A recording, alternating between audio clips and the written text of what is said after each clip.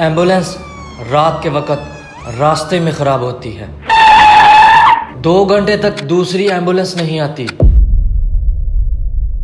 उस वक्त मुल्क का बानी अकेला कराची की सड़क पर, सरकारी फाइलें कहीं नहीं। क्या ये सिर्फ एक हादसा था या कुछ और?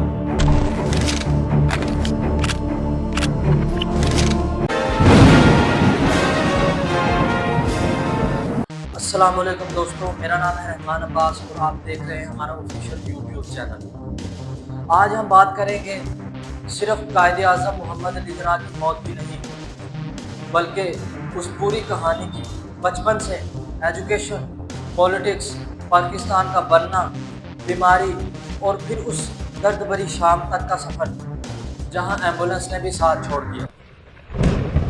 हर बात ओरिजिनल रेफरेंस के साथ, बिना एग्जैजरेशन और बिना किसी अफवाह के, हर बात असल हकीकत के साथ, जैसे हिस्ट्री असल में कहती है।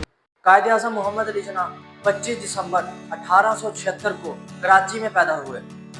सरनेम जिन्ना भाई था, लेकिन बाद में सिर्फ जिन्ना इस्तेमाल किया।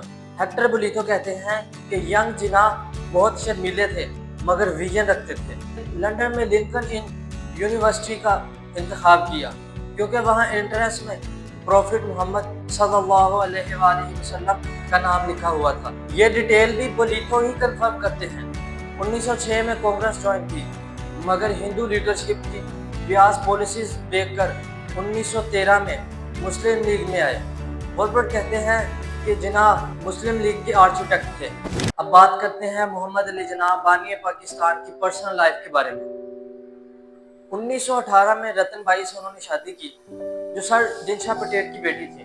1929 में सिर्फ 29 साल की उम्र में रतन भाई इस दुनिया से चल बसी। वॉलबर्ट कहते हैं उनकी मौत ने जिन्ना पर गहरा असर डाला। जिन्ना को अंदर से तोड़ दिया था मगर जिन्ना ने इस दर्द को पॉलिटिक्स में छुपा लिया। रूटी यानी रतन भाई का निकनेम फ्लावर ऑफ बम्बई था। शादी के वक्त रतन भाई ने इस्लाम कबूल किया और नाम मरियम जिन्ना रखा गया। रतन भाई की डायरी मिलती है जिसमें उन्होंने लिखा है कि आप सख्त और काबिल फ़ख्र हैं और आप मुझसे उस तरह प्यार नहीं कर सकते जिस तरह मैं प्यार करना चाहती हूँ। ब्यूटी के वफात के वक्त जिन्ना की आंखों में आंसू देखे गए। लोग कहते हैं कि ये पहला और आखिरी मंजर था कि कायदे आज़म मोहम्मद अली जिन्ना, जो कि पाकिस्तान के लीडर और बानी थे, उनकी आंखों में आंसू देखे गए।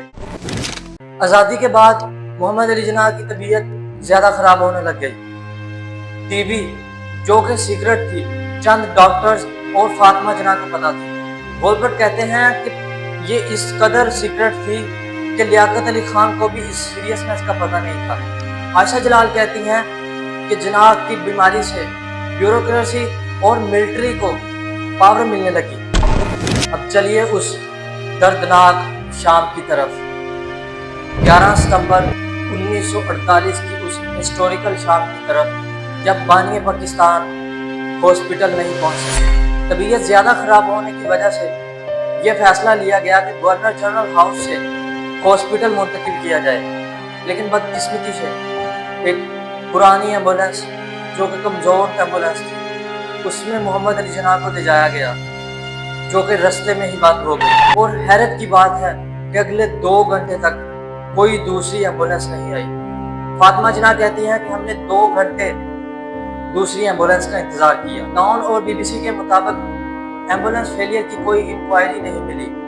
क्या कराची में दूसरी एम्बुलेंस नहीं थी या कुछ और था? उसी साल यानी 1948 में ही भारत में सर महात्मा गांधी साहब का कत्ल हुआ। उनके केस की इंक्वायरी हुई। इन्वेस्टिगेशन के बाद मुलजिम पकड़ा गया, उसे सजा भी दी गई। लेकिन पाकिस्तान में कायदे आज़म मोहम्मद अली जिन्ना के केस की इन्वेस्टिगेशन आज तक नामुकम्मल है। ये केस आज तक अनसॉल्व्ड है। इस सवाल का जवाब आज तक नहीं मिला कि जिन्ना का कातिल कौन।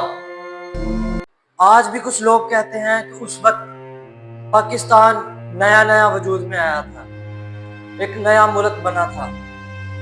اس وقت وسائل اتنے زیادہ نہیں تھے، سیکیورٹی کے انتظامات اتنے مضبوط نہیں تھے، اسی لیے شاید قائد اعظم کو بر وقت طبی امداد نہیں پہنچ سکی۔ کچھ لوگ تو یہ بھی مانتے ہیں کہ اگر اس وقت سیکیورٹی کے انتظامات مضبوط ہوتے اور وسائل بہتر ہوتے تو شاید ہم اپنے قائد کو بچا سکتے۔ کیا واقعی یہ سب ایک اتفاق تھا یا اس کے پیچھے ایک پر اسرار کہانی تھی؟ آپ کا اس بارے میں کیا خیال ہے؟ کیا قائد اعظم کی موت ایک قدرتی موت تھی یا ان کو جان بوجھ کر موت کے منہ میں دھکیلا گیا؟ ایمبولینس خراب تھی یا ضمیر؟ سوال آج بھی زندہ ہے، مگر جواب شاید کبھی نہ ملے۔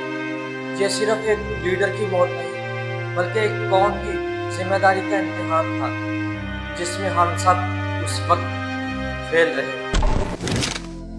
امید کرتا ہوں کہ آپ کو یہ انفارمیشن اچھی لگی ہوگی۔ اگر آپ کو یہ ویڈیو پسند آئی تو ویڈیو کو لائک کریں، شیئر کریں اور سبسکرائب کریں۔ ملتے ہیں اسی طرح کی ایک اور انفارمیٹیو اور سچائی بھری ویڈیو کے ساتھ، تب تک کے لیے اللہ حافظ۔